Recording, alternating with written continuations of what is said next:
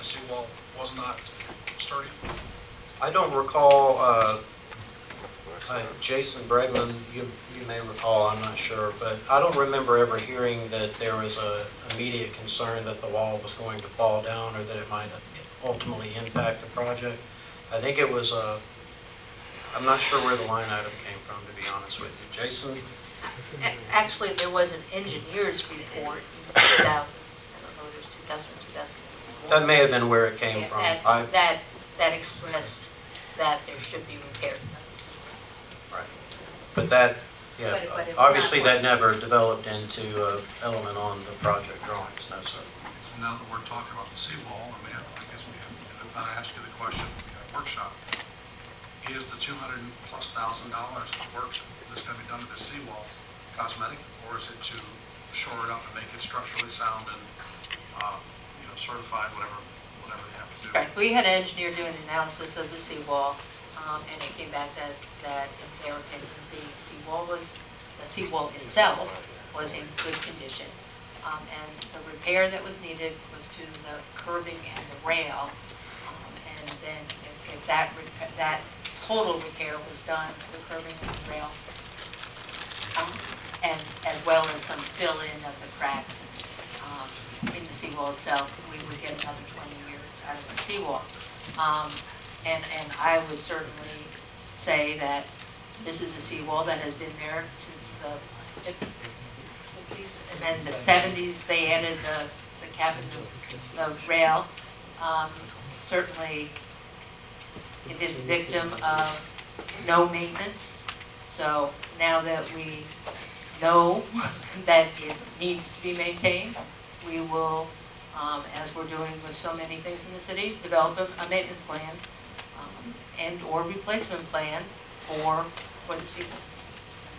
Mr. Russell? I just had a quick question. You had brought up that there was a survey done years ago, and you've done a new one. Has anyone looked at those and compared? Actually, yes, because I it was done believe so long ago, but what I'm hearing is years ago there was actually some work that needed to be done that was never done.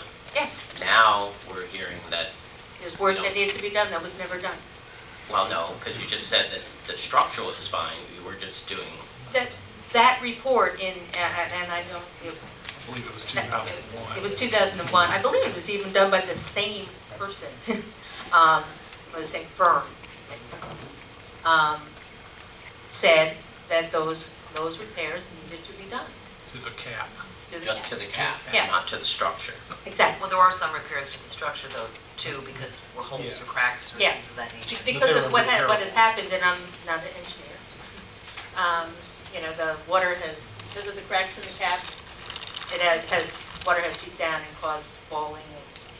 Okay, again, it's the process of how we got here, and if we had a study done in one, why does it take so long to get to that point? Well, I don't know. I mean, that's what I I'm would certainly, saying. that is something that, there were probably a number of public services directors in that period of time. It was probably economics, it could be a variety of reasons, but it was certainly, it was a document that was included in all of the backup that we provided to the OIG. Commissioner Maxwell? How do we, we have volumes of backup material and volumes of backup material. What piece of backup material can you point to that speaks to that seawall as being, what's the word I'm looking for? For this meeting on the 17th, I believe I provided the seawall report. Right, now, whoever did that report is qualified to sign and Yes. say, I am absolutely positive that this wall is not, it meets the Florida building code. Yes, I mean, he's a certified, registered engineer. No, I'm asking, doesn't meet the Florida building, I asked. I don't, yeah, he wouldn't have, yes, we are confident that the report indicates that, or that his conclusions in the report are solid. And it's structurally sound. It's structurally sound. That meets Florida building code 3109.4. Mr. Lunch?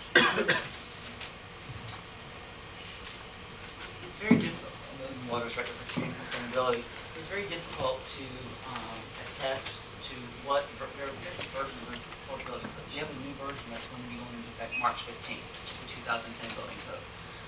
The wall was probably constructed under a version of the building code we don't have now, but what the engineer was able to attest to was that the seawall as it was designed still maintained its structural integrity. It not degraded to a point that it had lost its structural strength.